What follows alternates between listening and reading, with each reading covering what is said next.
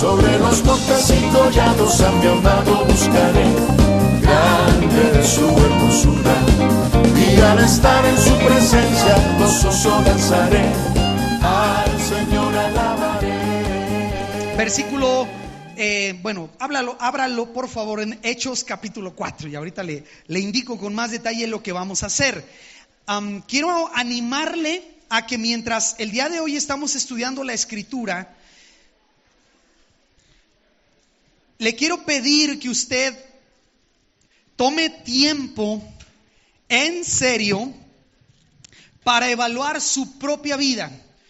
Los domingos, a veces los creyentes venimos a la iglesia y estamos un poquito acostumbrados a oír mensajes y está bien, es una bendición eso, pero a veces corremos el riesgo de estar escuchando la palabra y Dios nos habla y hace algo en nosotros y quiere hacer algo en nosotros, pero hemos a veces cometido el error de dejar lo que Dios quiere hacer en nuestra vida a una reunión del domingo y no lo llevamos a la casa para hacer cambios y hacer modificaciones. Y yo quiero animarte porque lo que tú vas a escuchar el día de hoy, lo que Dios tiene que hablarnos a nosotros, te vamos a dar una posibilidad concreta, real, específica, con día, hora, lugar, para que tú puedas accionar a la dirección en la que Dios quiera llevarte. Quiero invitarte a abrir tu Biblia a Hechos, en el libro de los Hechos, en el capítulo número 4, y quiero animarte a que leamos un versículo que aparece en medio de un conflicto tremendo que le pasó a los discípulos, muy concretamente a Pedro, el apóstol Pedro, discípulo de Jesús, y a Juan, no Juan el Bautista, sino Juan el apóstol, que escribe el Evangelio y que escribe Apocalipsis.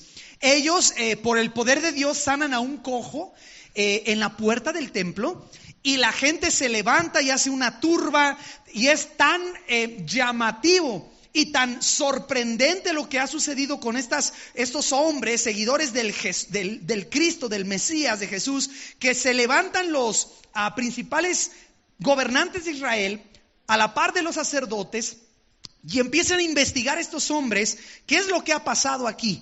Repito, un hombre que estaba paralítico de nacimiento.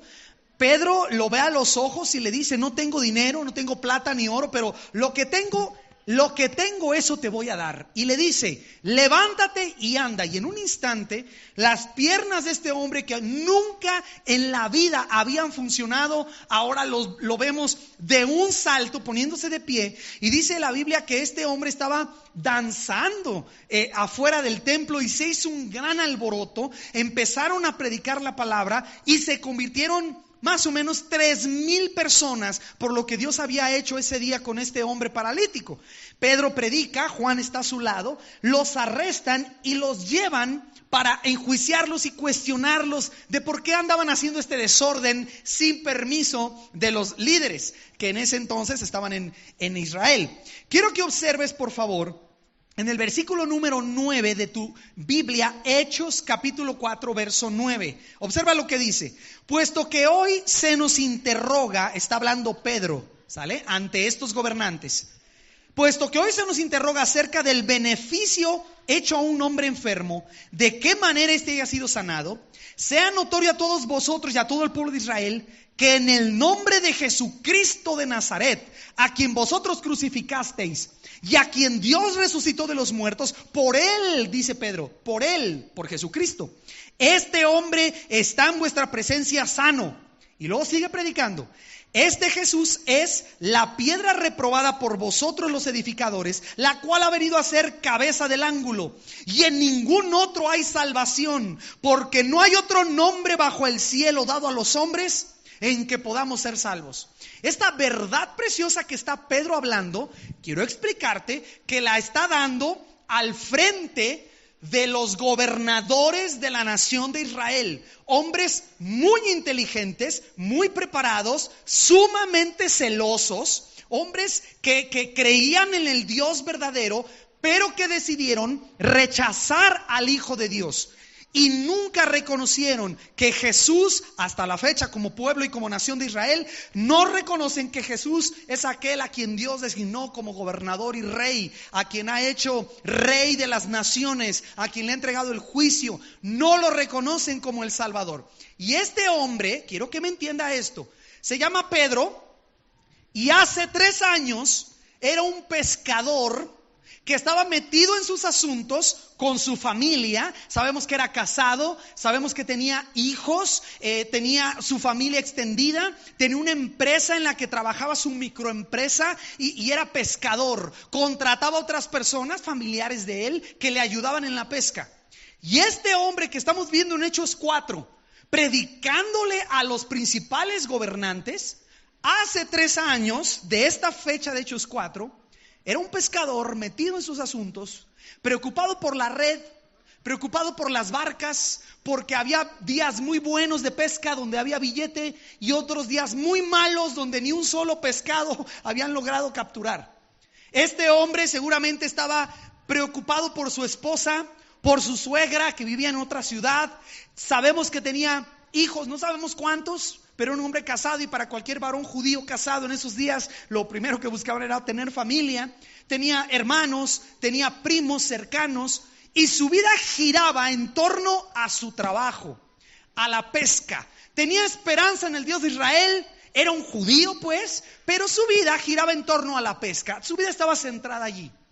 Y ahora tú y yo estamos leyendo de este hombre, 3 años y medio después, que se atreve, bueno, para empezar, Dios lo usa para levantar a un hombre que había estado cojo por años, que funciona como una señal que atrae la atención de la gente, y este mismo pescador se levanta y predica un mensaje tan confrontativo que le dice al pueblo de Israel: ustedes mataron al autor de la vida, ustedes crucificaron al que Dios señaló como heredero, ustedes mataron al Mesías. Y la Biblia dice que como 3,000 personas vinieron a Cristo y le rindieron su vida a Jesús. Pero quiero que notes, para nosotros el apóstol Pedro es tan famoso, especialmente si tú fuiste católico romano, tú lo conoces como San Pedro. Y es tan famoso que tiene una de las basílicas. ¿Usted sabe de qué hablo? En el Vaticano, la Basílica de San Pedro.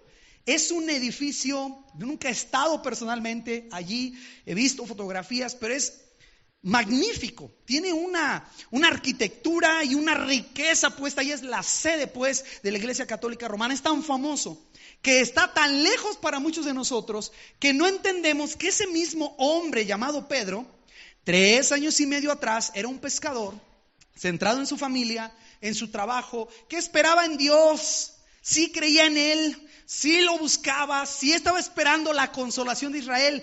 Pero el asunto que le preocupaba y lo que estaba en el centro de su vida, pues era su chamba. Eran sus pescadores, amigos de él, que cuando iban a pescar y no salía nada, pues ¿qué les daba? Tenía que cuidar las redes, atender unas barcas. Seguramente tenía problemas en su casa, como toda la gente, situaciones familiares, preocuparse por el día a día. Tenía soldados romanos encima de él que le andaban molestando, porque eso es lo que pasaba en su nación. Quiero que me entiendas, Pedro era un hombre normal. Era un hombre como tú y yo, que estamos metidos en nuestros asuntos, pero lo vemos 3 años y medio después, te insisto, siendo usado por Dios de una forma que 2,000 años después, tú y yo seguimos hablando de lo que Dios hizo a través de Pedro. Lo que quisiera que tú y yo pensáramos hoy es cómo le hizo Dios para tomar a un hombre pescador, sencillo, humilde. Se nos dice en la Biblia que esta gente era del vulgo, eran personas sin preparación.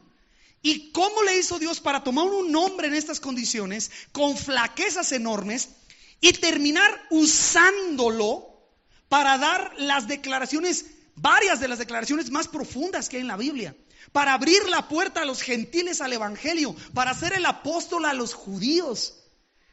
¿Qué pasó? ¿Qué le inyectaron? ¿Qué le dieron? ¿Qué tomó? De ser un hombre centrado en sí mismo, buscando a un Dios que le ayuda y le cuida, a ser un hombre que se levanta al pie de los gobernantes y con valor y de nuevo les dice claramente, como tú ya acabamos de leer ahí en tu versículo número 11. Este Jesús es la piedra reprobada por ustedes, los edificadores. No dice por unos edificadorcillos por ahí, unos gobernantillos que no digo quiénes son porque se ofenden. No, este hombre les habla a la cabeza y les da directo en la nariz. Por vosotros los edificadores, la cual ha venido a ser cabeza del ángulo. Y luego avienta esta declaración: y en ningún otro hay salvación, porque no hay otro nombre bajo el cielo dado a los hombres en que podamos ser salvos. Cuando Pedro predica eso, te voy a pedir que con atención leas conmigo el verso 13. Verso 13. Entonces, viendo el denuedo es arrojo, valor, certeza, seguridad. Viendo el denuedo de Pedro y de Juan, y sabiendo que eran hombres sin letras, ¿se fija lo que dice su Biblia? Viendo el denuedo de Pedro y Juan, y sabiendo que eran hombres sin letras y del vulgo. Me permite decirle, algunos ya lo saben, pero ¿sabe cuál es la palabra griega que se usa aquí? Idiotai. Así en el griego es idiotai, y de allí viene una persona que no piensa, alguien que no razona, y de ahí en el español está la palabra idiota, y en muchos lenguajes, alguien que no entiende, no piensa, no razona, un sinónimo de tonto y demás. Y sé que es una palabra para algunos fuerte, pero en el original, no necesita ser original, pero en el original ahí decía: estos hombres eran sin letras y del vulgo, y ponle ahí esa palabra. Eran personas que eran consideradas como poco preparadas, personas que ¿de dónde sacan lo que tienen? Entonces el texto dice: viendo el denuedo de Pedro y Juan, y sabiendo que eran hombres sin letras y del vulgo, se maravillaban. Y esta frase que viene, te voy a rogar que la tengas en tu mente durante todo el tiempo que estamos estudiando, y especialmente esta semana. Lee en tu Biblia: y les reconocían que habían estado con Jesús. ¿Ya observaste lo que dice? Les reconocían que habían estado con Jesús. O sea, estos gobernantes no conocían a estos hombres, no sabían dónde habían estudiado. ¿Qué sí sabían? Que eran sin letras y del vulgo. Pero ¿qué se les notaba? ¿Qué salía de ellos? ¿Qué se notaba solo de verlos? Que habían estado con Jesús, que anduvieron con Él. Estos hombres, los gobernantes, habían visto a Jesús, lo habían escuchado hablar, lo habían escuchado cómo enseñaba, lo habían visto tomar a una mujer que iba a ser apedreada, levantarla y decir: mujer, tu fe te ha salvado, vete y no peques más. Lo habían visto a Jesús tener misericordia de leprosos, regresarle la vista a los ciegos y hacer que los mudos hablaran, resucitar muertos. Y entonces cuando Pedro y Juan levantan a este cojo y luego se paran y con denuedo predican, dicen: estos hombres se parecen a Jesús. Si en ese día le hubieran puesto un nombre a ellos, les hubieran dicho: estos son Jesucitos. Estos son jesucianos, Jesucitos. Tú y yo sabemos, más adelante en la Biblia, ahí en ese momento se llaman discípulos. Y más adelante en la Biblia, en Antioquía, a estos pequeños Jesucitos, en lugar de decirles Jesucitos, les dicen cristianos. ¿Por qué? Porque se nota que andan con Jesús. Se les nota que caminaron con Él y se les pegó posiblemente hasta el acento. Algunos hemos pensado estudiar ahí la Biblia y ver qué acento tendría Jesús. ¿Se han preguntado ustedes? ¿Cómo hablaría? Si Jesús hubiera venido a México, ¿qué acento hubiera agarrado? ¿Jesús hubiera sido fresa? ¿O Jesús hubiera hablado así, hombre, ñero?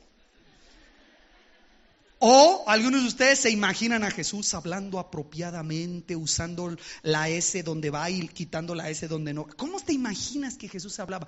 La Biblia nos da un poquito de señales que como eran galileos, a Galilea, la gente de Galilea tenía un acento al hablar que nada más de verlo, como la hermana Ruth cuando dice mucho.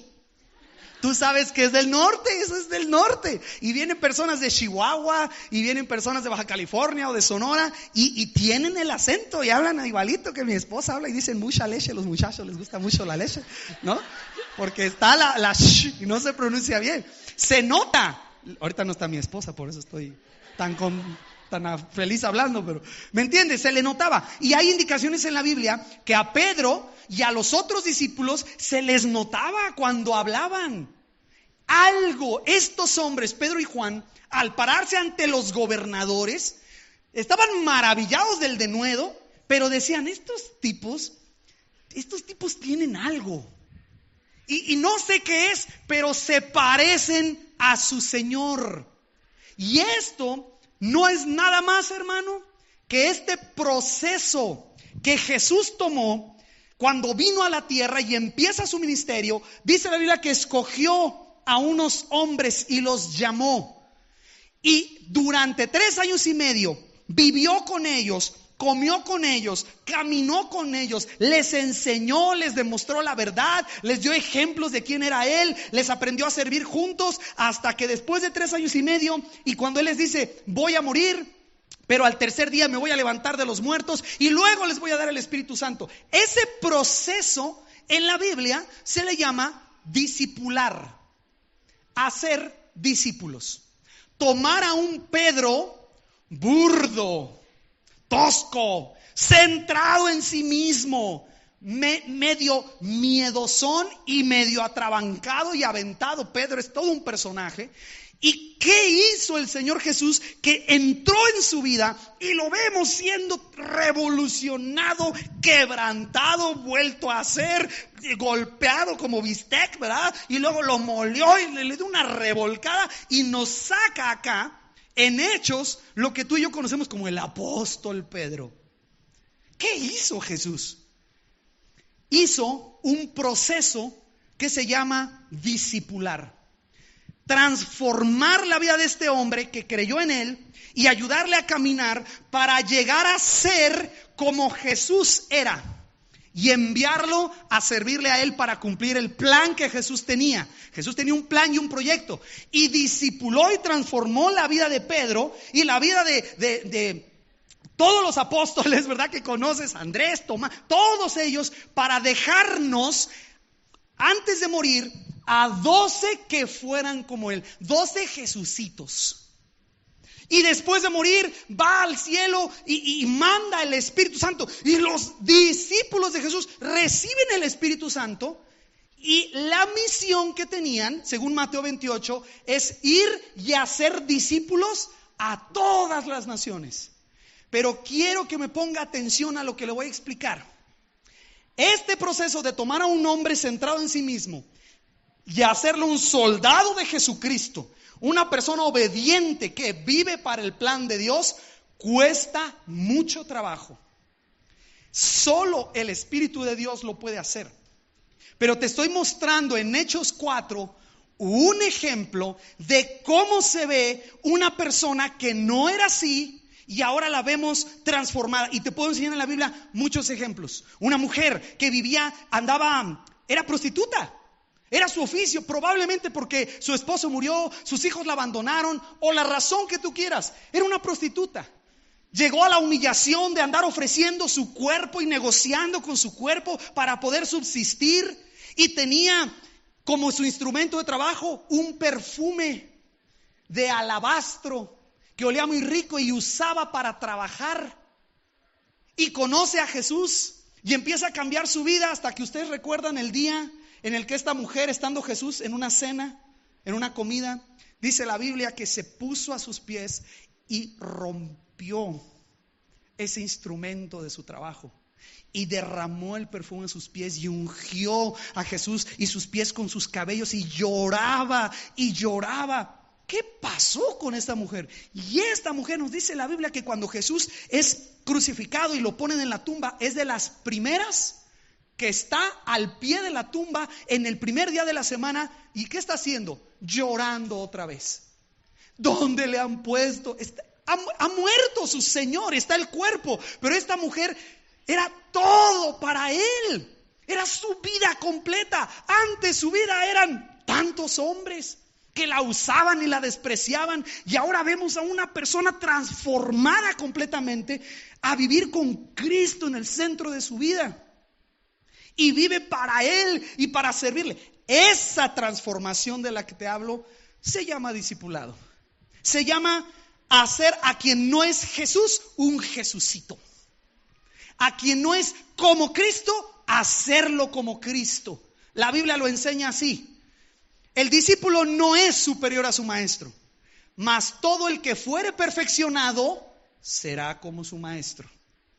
Y Jesús, por eso es la idea, cuando viene a la tierra, no muere a los 10 años, ni a los 15, ni a los 20. Si Jesús iba a morir por nuestros pecados, ¿por qué no murió cuando tenía 30 años?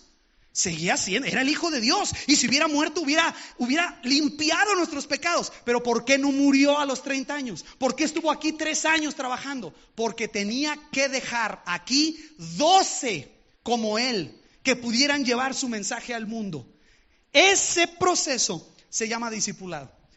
Y te quiero explicar, ser muy claro, que en Senda de Vida entendemos, nos cuesta, a veces se nos olvida, pero entendemos que la misión que Jesucristo le dio a la iglesia es de hacer discípulos en todas las etnias de la tierra, entre todas las naciones, no solo en México.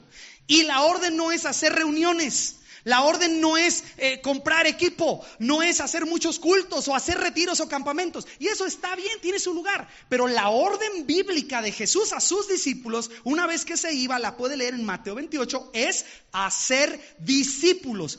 Otros Jesucitos, si me permite el término. Otros que cuando la gente los vea, diga, oye, tú tienes algo raro. Y no me refiero a cosas raras, me refiero a algo espiritual. Algo que los demás no tienen. A veces la gente me ve a mí y me dice, oye, tú eres de otra religión, ¿verdad? Y digo, sí, soy budista, ¿verdad? No ando pelón.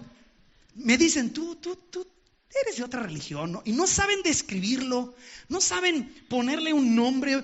A veces si les digo, sí, soy cristiano evangélico de la iglesia de los peregrinos del último día, o le pongo todos los rollos ahí, se confunden y dicen, eres aleluya. Pero les digo, no, es que yo soy seguidor de Jesucristo. Quiero parecerme a Él. Quiero conocerle a Él y estoy aprendiendo de Él. Hay muchas personas que se abren a la idea. Si les digo, soy cristiano evangélico, aleluya. Eres de los locos que brincan. Y nos ponen todo tipo de calificativos. Pero el punto es este. Algo en la vida de esa persona, de estar centrada en sí mismo, a estar centrada en Dios y que vive para su plan.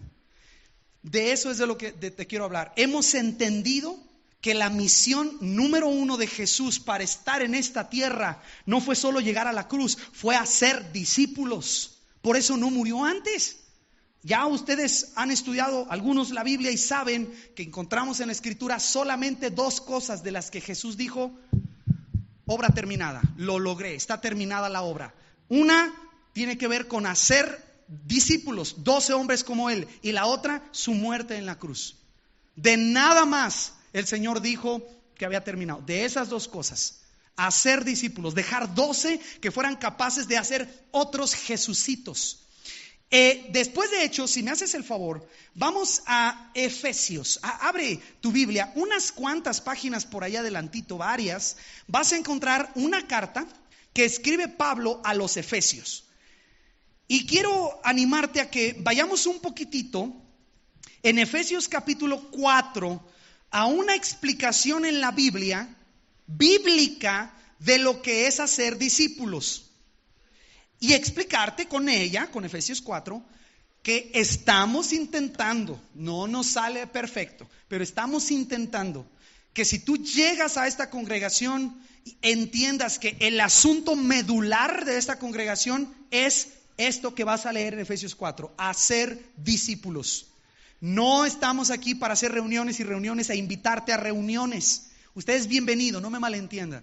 Cada reunión que haya, quiere ir, venir, venga, es bienvenido. Pero el propósito de la iglesia en este mundo no es hacer reuniones, es hacer discípulos. Gente que no se parece a Jesús y lleguen a ser Jesucitos. Perdóneme por el término, pero solo en este mensaje lo voy a usar, ¿sí? Efesios 4. En Efesios 4, usted va a encontrar un iglesiómetro. ¿Vale? ¿Qué es un iglesiómetro? Es como un termómetro. El termómetro, ¿qué mide? La temperatura, ¿verdad? Sí, termómetro, cronómetro. Termómetro mide la temperatura. Usted se lo pone al niño y le da una indicación si está enfermo o no. Aquí vamos a leer un iglesiómetro que le puede ayudar a medir cualquier iglesia, empezando con esta. ¿Sí? Úselo, evalúe sinceramente, vea dónde está usted. Efesios 4 explica lo siguiente, fíjese qué sencillo es. Dice el 11, y él mismo se refiere a Cristo Jesús, constituyó a unos apóstoles y a otros profetas y a otros evangelistas, a otros pastores y maestros. Entonces está hablando, fíjate bien, cómo Jesucristo en su iglesia le da a su iglesia este tipo de personas: apóstoles, evangelistas, profetas, pastores y maestros. O sea, son líderes, son personas con dones específicos que son dados a la iglesia.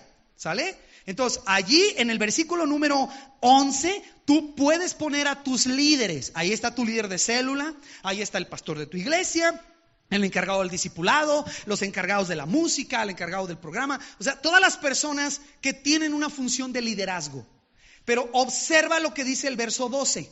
Si el 11 dice que Jesús constituyó a unos apóstoles, evangelistas, profetas, pastores y maestros, el 12 nos explica para qué están esas personas allí. ¿Qué dice el 12? A fin de ¿qué? ¿Cuál es el propósito?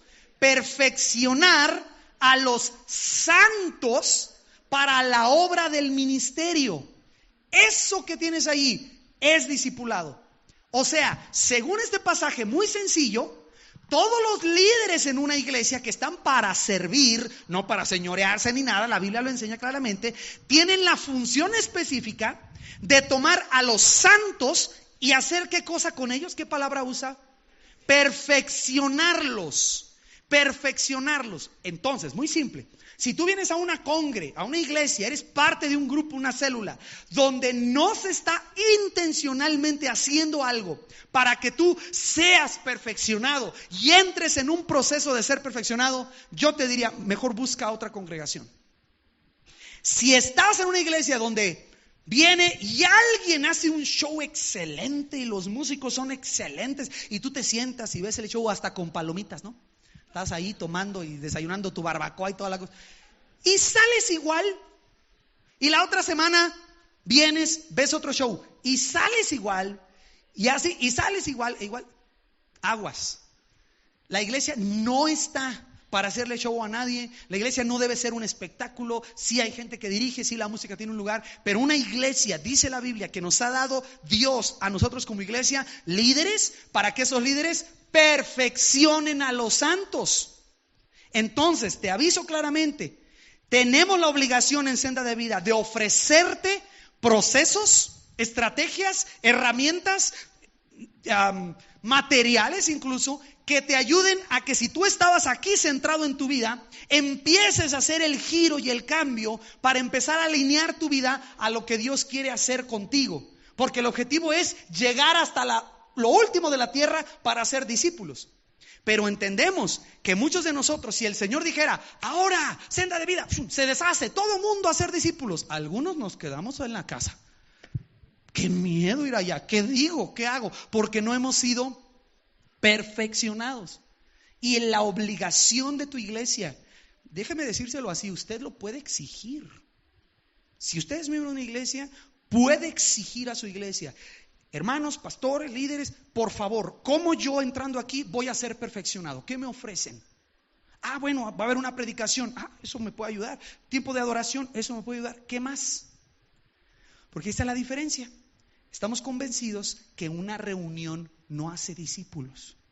Una reunión es una reunión de discípulos. Y si aprendemos algo, y si Dios lo usa, pero no es el medio principal que Jesús usó para hacer discípulos. Él comió con ellos, vivió con ellos, caminó con ellos, viajó con ellos, les enseñaba en la vida diaria. Tenía un sistema definido para llevar a los discípulos por 7 etapas. No te voy a dar ahorita las 7 etapas, pero está definido. O sea, se pueden identificar las etapas por las que los discípulos pasaron hasta estar en la condición de que si Dios les dice, aquí habla, se para Pedro y habla. No está, ay Señor, es que mis barcas, es que mi pescado ya se echó a perder, es que mi suegra me trae del... Este hombre, con todo y sus situaciones, sigue estando en la vida real, pero ahora es un discípulo.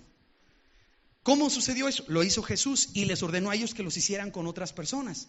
Aquí está la explicación. ¿En qué consiste? Perfeccionar a los santos. Y aquí está la clave, mira, obsérvala. Dice el versículo 12 que los santos son perfeccionados ¿para qué?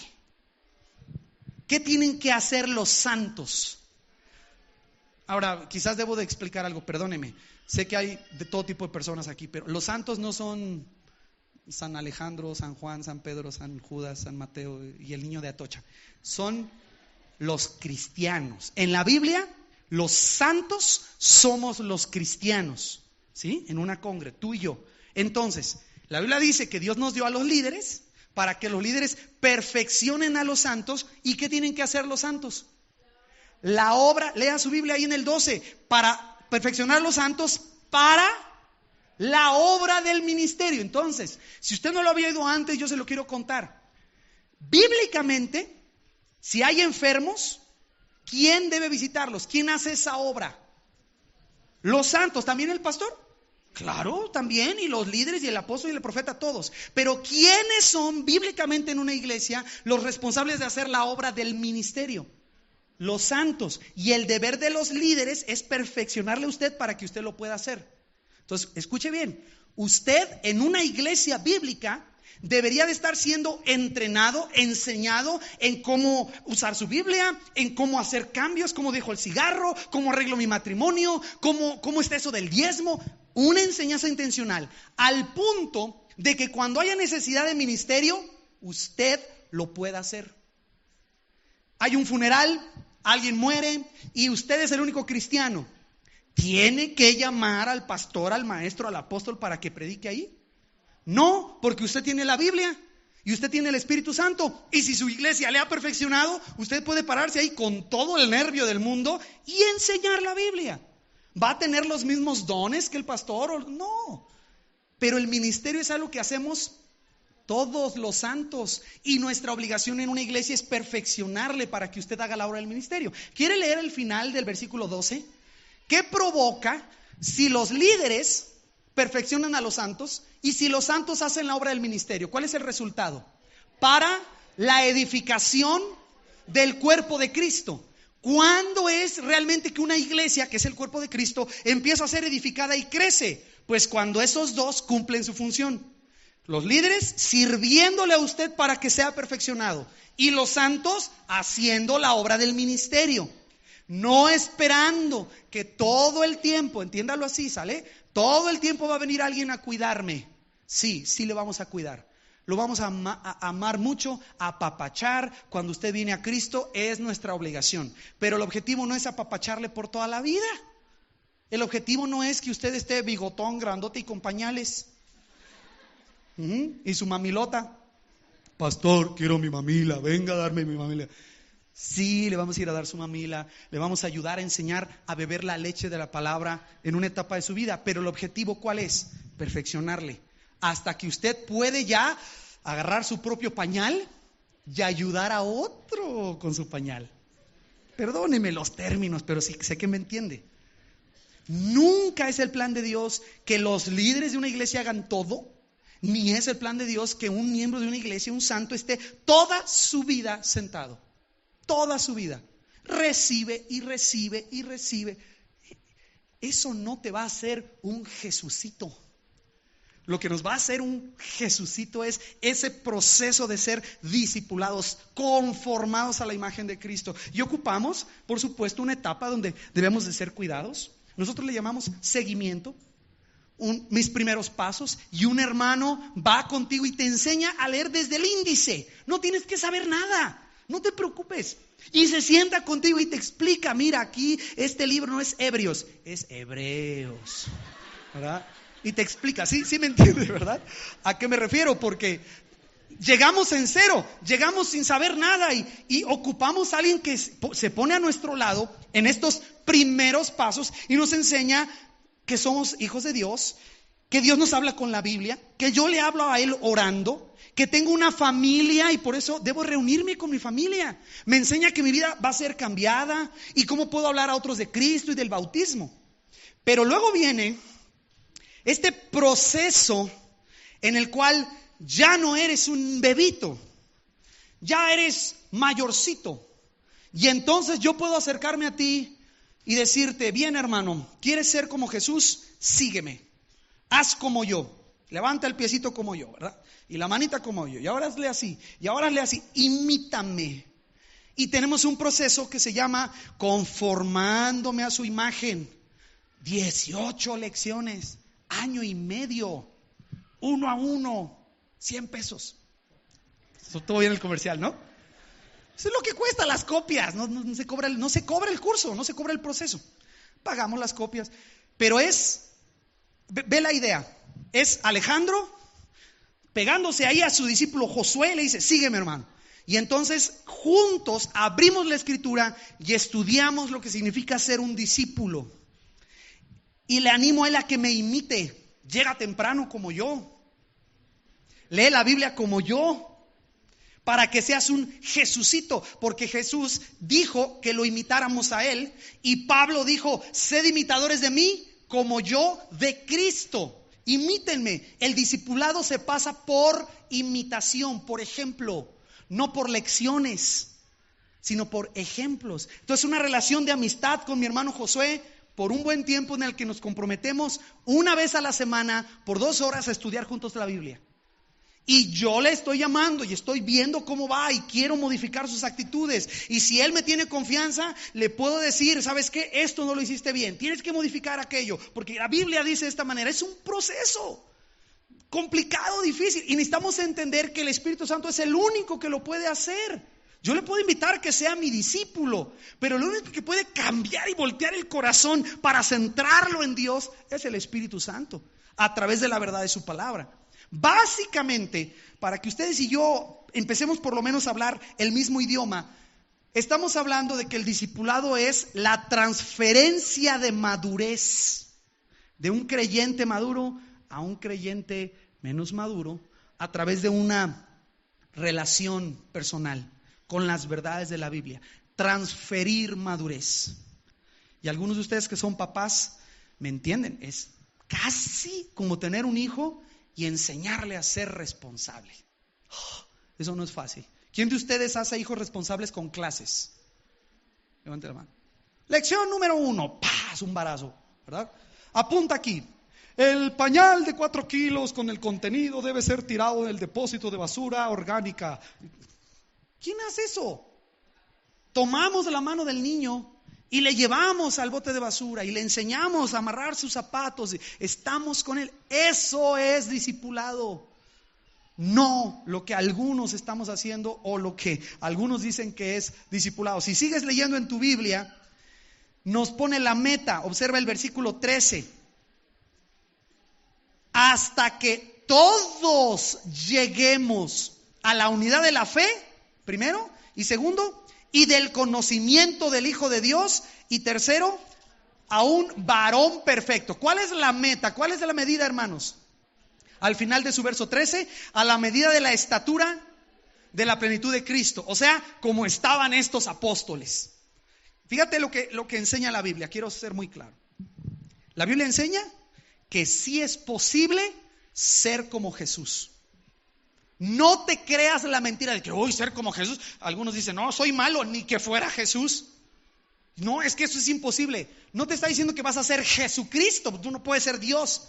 Pero Jesucristo nos dejó ejemplo para que sigamos sus pisadas. Y la orden bíblica, la enseñanza clara de la Escritura es que fuimos predestinados para ser conformados a su imagen. El Padre quiere que nos parezcamos a su Hijo Jesucristo.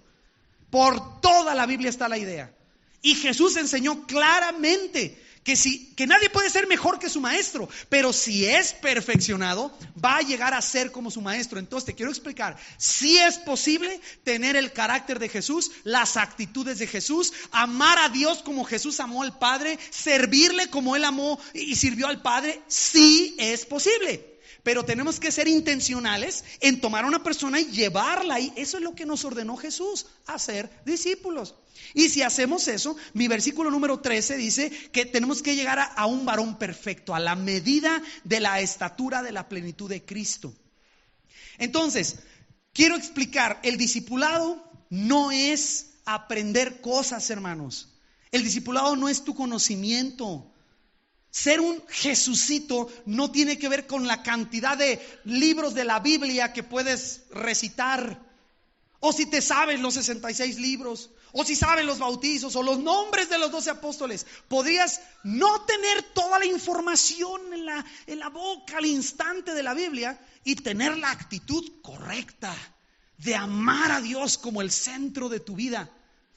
Y también es al revés. Puedes saberte toda la Biblia y ser el diablo, porque el diablo se sabe toda la Biblia. ¿Me entiendes? Conocimiento, eso no es discipulado. Tiene que ver con conocimiento. Se usa el conocimiento, se inyecta la verdad de la palabra y la vida es transformada. Pero ser discípulo no tiene que ver con saber cosas, sino con ser como Cristo. En sus actitudes, en su carácter. Ser discípulo no es haber tomado ciertos cursos, haber pasado por ciertos materiales o leído ciertos libros. El discipulado tampoco es algo secreto, exclusivo, que nosotros tenemos el copyright. El discipulado no es, la lección 4 o 5. Eso no es el discipulado. El discipulado es la transformación de la vida. Si esa herramienta sirve, gloria a Dios, úsala. Pero no te engañes de que porque usaste la herramienta y porque pasaste por la lección 9, tú eres un discípulo. Un discípulo se le nota, se le ve. Déjame decirlo así, un discípulo no tiene que decir que es discípulo. No tiene que traer su camiseta, yo soy discípulo de Josué. Pasé las 18 lecciones en 12 meses. Me dio seguimiento el hermano Raúl. Un discípulo, uno que es un Jesucito, no tiene que andar diciendo que es un Jesucito. Se le nota, se parece a Jesús, es como Él pues. Y lo que estoy tratando de explicar es que eso lo causamos intencionalmente. Tenemos una estructura por la que queremos que las personas pasen. Queremos ser intencionales en eso. Déjame explicarte qué va a producir en tu vida si tú tomas el reto de hacer el compromiso, ¿verdad?, de convertirte en un discípulo. Porque eso no es cualquier cosa. Si Jesús te llama a ser un discípulo, todos los cristianos somos llamados a ser discípulos. Y tú dices, sale Señor, te voy a seguir. ¿Qué si el Señor te dice, bueno, para seguirme lo primero que tienes que hacer es deja esa relación que tienes ahí? ¿Cómo? Mis amigos de Facebook, ¿cómo los voy a dejar? No queremos dejar, o sea, tienes que entender que seguir a Jesús va a implicar dejar cosas, modificar la vida. Pero quiero explicarte con Efesios 4 cómo se ve la vida de una persona que ha pasado el proceso en la que Dios está haciendo esto. Fíjate tu verso 14. ¿Por qué esos líderes necesitan o nos pueden ayudar a ser perfeccionados? ¿Y para qué los santos tienen que hacer la obra del ministerio y que el cuerpo de Cristo sea edificado? El versículo 14 explica: para que ya no seamos niños fluctuantes. Ya. Esa sola frase nos puede ayudar mucho.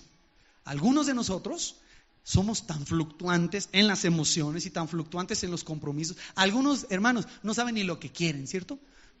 No saben, no sabemos en ciertas etapas de nuestra vida, ni sabemos lo que queremos. No sabemos si queremos ser buenos cristianos o buenos mundanos, pecar con ganas. Ninguna, estamos como el hombre de doble ánimo. Y esa fluctuación, el niño pues es por naturaleza muy sensible, no es consistente, no es alguien que está maduro para saber lo que hace. En un instante quiere una cosa y en un instante quiere otra. Estuve esta semana con un pastor que me decía, observa, estábamos comiendo ahí y llega una niña que él es hija de unos hermanos de su iglesia y le decía, a ver, dame un abrazo, y la niña salía corriendo para el otro lado, porque mi hermano pastor no tiene nada de pelo, entonces no sé si eso la asustaba. Ya salía, pero me dice, observa esto, y saca la cartera y agarra $2 y dice, fíjate, a ver, dame un abrazo, y se viene la niña corriendo y le da un abrazo. Con $2 cambió la niña, porque es fluctuante. Y le decían los papás, no, ¿y qué tal si le doy $5? Ahí te va a dar un besito. Y si son $6, un beso de la niña y un beso del papá también. Bigotón ahí. Cambian rápido. Y entiéndeme, este estado de fluctuación, donde ahorita estás con Cristo y mañana ya no quieres, y ahorita quieres leer la Biblia, pero mañana la quieres aventar, o esta idea de, bueno, voy a ir a la iglesia, pero si no me saludan, me voy. Si sube el calor, no vuelvo. Vas a vivir toda tu vida en ese estado de fluctuación, de inconstancia. Una de las primeras cosas que el discipulado te va a dar es firmeza. Te va a hacer, voy a decirlo así, un adulto, que si dice sí, es sí. Y si dice que no, es no. No anda fluctuando, no anda con medias tintas. Y la solución que el discipulado trae es: ya no seamos niños fluctuantes. Y observa cómo lo aplica Pablo. Dice: llevados por doquiera de todo viento de doctrina. Ya te convencieron en esta congre, y luego te convencieron en aquella iglesia, y aquí ya te gusta más porque el pastor te hace reír, pero en aquella danzan y en esta no, y andas de lugar en lugar. El discipulado corrige ese problema de personitas que andan buscando en todos lados la iglesia que se acomoda a ustedes. Te aviso, si tú no maduras, nunca vas a encontrar una iglesia que se acomoda a ti. Nunca, no existe una iglesia perfecta. Y a veces me gusta decirles que pueden haber iglesias perfectas, pero luego llegas tú y se les quita lo perfecto. No es cierto, no hay iglesias perfectas, hay iglesias vivas, dinámicas, donde la gente está siendo transformada por el poder de Dios. Y dice Pablo que estos niños, ¿verdad?, que no crecen, no son perfeccionados, dice: ya no seamos niños fluctuantes, llevados por doquiera de todo viento de doctrina, por estratagema de hombres que para engañar emplean con astucia las artimañas del error. Es una frase tan profunda, hermanos. Básicamente la idea es: tienes que entender que hay gente queriendo engañar. Y usan las cuestiones de la Biblia y de Dios y de la religión y de la iglesia para engañar gente. ¿Sabes quiénes son los más propensos a ser engañados? Las personas que andan de un lado a otro, que están con su mente cambiando. Establécete en un lugar, crece, madura, que seas edificado, perfeccionado. Dice que esas personas emplean con astucia las artimañas del error. Son astutos para engañar a la gente. Y usted lo sabe, y es una cosa penosa. Usan el nombre de Dios, púlpitos, iglesias y alabanza para sacarle dinero a las personas. ¿Han visto eso o no? ¿Saben de qué hablo? Es horrible, pero es doloroso ver al que lo hace, y es doloroso ver a las personas que están ahí. Y ahí los ves, hermano, y entregando el celular, y hasta la niña dan ahí, ¿verdad? Y todo echan a la canasta de la ofrenda. Anillos, celulares, y la gente sale desplumada por gente que emplea con astucia las artimañas del error para engañarlos. En lugar de eso, ¿qué quiere Pablo? Vea el versículo 15. Sino que siguiendo la verdad en amor, fíjense la palabra, crezcamos en todo en aquel que es la cabeza, esto es Cristo. Esa es la voluntad de Dios. Siguiendo la verdad, crecer. Crecer en amor, la verdad en amor, creciendo en Cristo, siempre en todo.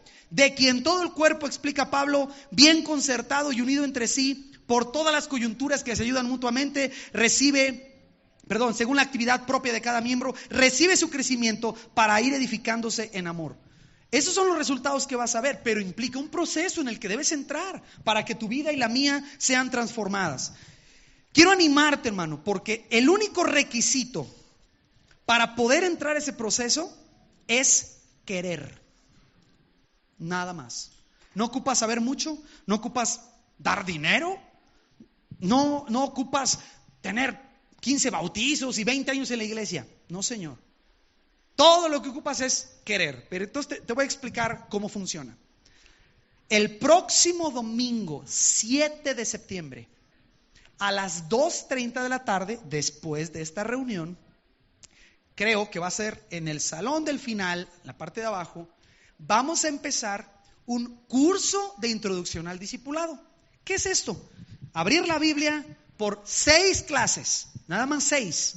Vamos a abrir la Biblia y vamos a estudiar cuál es la diferencia entre ser un creyente en Jesucristo y ser un discípulo de Jesús. ¿Y cómo se hace el proceso? Según la Biblia. Y lo vamos a tomar tiempo para explicarte. En Senda de Vida lo hacemos así. Te asignamos una persona que va a ser tu maestra o tu maestro, hombres con hombres, mujeres con mujeres, y tenemos estas lecciones donde aprendes de la salvación, de tu seguridad eterna, de por qué ser bautizados y qué significa, por qué hay que obedecer, qué hace el Espíritu Santo en mi vida, por qué tengo que leer la Biblia y orar. Aprendes cómo entender la voluntad de Dios, por qué tienes que venir a la iglesia, qué es el servicio. Aprendes sobre otros cristianos, qué onda con el diezmo y la mayordomía. ¿Se puede ser rico y ser cristiano? ¿O tengo que ser pobre para ser cristiano? ¿O si soy cristiano solo debo ser rico? Todo eso lo estudiamos. Estudiamos cómo lidiar con el pecado. Hablamos en una lección sobre si los cristianos deben ir al cine o no. Y si deben tomar vino en la Santa Cena o no, o si deben tatuar. Todo eso lo hablamos. ¿Qué libertades tiene el cristiano? Luego estudiamos qué dice la Biblia sobre tu trabajo y sobre tu patrón, cómo tienes que portarte ahí. Si tú eres jefe, ¿cómo debes de portarte? Estudiamos qué enseña la Escritura sobre personas que no son creyentes, y luego terminamos por ahí el proceso estudiando qué dice la Biblia sobre el tribunal de Cristo, donde vamos a ir los cristianos, solo cristianos, y nos van a pedir cuentas de qué hicimos con lo que Dios nos dio. Ese es nivel 1, son 18 lecciones. Les di el nivel 1 en minuto. Después de 6 semanas que tú estudias el curso de introducción, te vamos a dejar unos días a que tú pienses si quieres estudiar ese proceso. Si tú dices, sí, me comprometo a estudiar ese proceso, te vamos a asignar una maestra, un maestro que va a trabajar contigo por 1 año y medio estudiando la Biblia, aparte de las reuniones, aparte de la célula, ¿sí? Aparte de tu reunión de Avon, aparte de eso, esa parte. Se ven tú y tu maestra, ustedes dos nada más, 2 horas a la semana por 1 año y medio. ¿Sí? Y te vamos a invitar a que si tú quieres tomar este proceso para llegar a ser un discípulo, te comprometas en serio con ese proceso. A ese proceso no se puede faltar. Ese proceso no le puedes dar mordidas a tu maestra para que te dé chance. Ese proceso debe ser lo más importante. Pero explico. ¿Cómo decides si vas a entrar a ese proceso? Porque toma 1 año y medio, 1 a 1 con ese maestro. ¿Cómo decides? Ven al curso de introducción al discipulado. ¿Y ese curso qué onda? Empieza el próximo domingo a las 2:30 de la tarde, dura 2 horas. Entonces tráete tu itacate, ¿verdad? Y tu lunch si te quieres quedar. Ahora, vamos a pensar que tú no puedes quedarte el domingo porque quieres ir con tu familia y estar con tu familia. La clase del domingo 7 de septiembre se va a repetir el martes 9 de septiembre a las 7:30 de la noche. ¿Sí? Entonces, si tú no tienes posibilidades de quedarte el domingo, no te preocupes, tenemos otra posibilidad para ti. Martes a las 7:30 de la noche a partir del 9 de septiembre. No sabemos si va a ser en el salón de abajo, el de arriba, el de aquí, no sé, pero aquí, ¿no? Usted venga y nos busca, por ahí vamos a andar. 9:30, de 7:30 a 9:30. Y vamos a estudiar 2 hojas. ¿Cuánto dura el curso? 6 semanas, nada más. Empezamos el 7 de septiembre y terminamos la segunda semana de octubre. Solamente 6 clasecitas que te pedimos. Y tú llegas, siéntate, escucha lo que es ser un discípulo, cómo lo hacemos en Senda de Vida. Y una vez que termine el curso, tú decidirás si quieres empezar ese proceso 1 a 1 con una persona que te va a ayudar a caminar por donde Jesús caminó. Te aseguro, tu vida no va a ser la misma, hermano. No va a ser la misma. Pero también te aviso, quedarte en Senda de Vida sentado los domingos, nadie te va a decir nada, pero eso no es lo que Cristo nos llamó a hacer. No estamos aquí para eso. Y quiero animar, porque hay personas aquí que tienen años en Senda de Vida y tú sabes que yo te amo, hermano, pero no le has entrado a ser un discípulo ni a hacer discípulos. ¿Cuándo? ¿Cuándo le vas a entrar? Porque se trata de eso, de hacer discípulos. Si tú no quieres hacerlos como Senda de Vida, no quieres las 18 lecciones, dime cómo estás haciendo discípulos. ¿Qué sistema usas? ¿Cómo los llevas del nivel 1 al 2 y al 3? ¿Cómo pasan por el 4 hasta el 7? Explícame cómo. y hermano, adelante, que Dios nos va a ayudar. Pero si no estás haciendo nada, te explico, Senda de Vida no se trata de hacer un culto bonito y que vengas al culto bonito y salgas sintiéndote bien, pero igual. Ese no es el propósito. Es hacer discípulos. Entonces, tienen toda esta semana, piénselo. Pero si usted quiere quedarse al discipulado el próximo domingo, tráigase su lunch, o va a haber taquitos que venden las células, ¿verdad? Está la tiendita allí con esa comida chatarra muy rica que puede usted comer, ¿verdad? Y ayuda a la reconstrucción. Eso está bien. Lo que usted guste, pero planee. Si sus hijos no se van a quedar, planee dónde van a estar sus hijos. No tenemos servicio de cuidar a sus niños durante el curso de introducción. No tenemos cunero, no tenemos maestros de niños durante ese tiempo. Probablemente los muchachos del estacionamiento afuera le van a cobrar 2 pesos más o 3 o 5, no sé. Pero planéelo. Solo le digo esto. Ese anhelo de ser como Jesús, de ser un Jesucito, no pasa nada si no le pone pies, si no le pone acción. Y aquí le estoy invitando. Tenemos una posibilidad de que usted empiece ese proceso. La única parte que no me gusta mucho informarle, pero lo tengo que hacer, es que solamente tenemos 20 maestros varones y 20 maestras damas disponibles para empezar procesos de discipulado. O sea, en este curso de introducción solo tenemos 20 lugares para varones y 20 lugares para damas. Así que si usted quiere el proceso, véngase hermana, véngase hermano, quédese al proceso. Si no lo puede tomar o decide que no, este proceso se repite hasta el próximo mes de marzo, ¿sí? Entonces ahorita en septiembre, octubre, noviembre, diciembre, enero, y si usted quiere volver a tomar y otra oportunidad para decidir si va a empezar su proceso de discipulado, en marzo lo vamos a invitar de nuevo a estudiar con nosotros el curso de introducción al discipulado. Sé que tiene muchas preguntas, sé que hay cosas que no estoy explicando, pero quiero ser nada más claro de que lo estamos hablando, es un proceso para ser discípulos, intencional, estructurado, con un orden, con unas metas específicas, tiene 4 metas, es 1 a 1. De eso se trata Senda de Vida, de eso se trata ser cristiano. Y cuando usted termine, usted lo haga con otros. ¿Ven? Ese es ser discípulo. Le invito a orar. Señor, quiero pedirte en esta tarde por el corazón de varias personas aquí que están luchando enormemente, porque nuestra tendencia es quedarnos en una banca, nuestra tendencia es no movernos, nuestras tendencias humanas son de ser espectadores, de quedarnos en la misma condición en la que estamos. Yo quiero, Padre Santo, en primer lugar, orar el día de hoy, muy en especial, por mis hermanos y hermanas en Senda de Vida, que conocen esta iglesia desde hace años, por jóvenes y señoritas que han oído del discipulado por mucho tiempo y Padre Santo, tú y yo sabemos que no se nota en su vida. Y yo sé que tú estás hablando ahora mismo a sus corazones. Y estás mostrándonos, Espíritu de Dios, que lo que decimos que es discipulado, Señor, a veces con nuestra actitud lo echamos a un lado y dejamos mal parado a nuestro Rey Jesucristo por cómo nos portamos. Mi oración es que hables a sus corazones y les muestres que haber tomado una lección no nos hace discípulos tuyos. Muéstranos, recuérdanos, enséñanos que ser discípulos es algo que se nota en nuestra vida, es algo que se ve por cómo caminamos, cómo hablamos, y a pesar de nuestros errores se nota, Señor, que tú eres nuestro Rey, que vivimos para ti.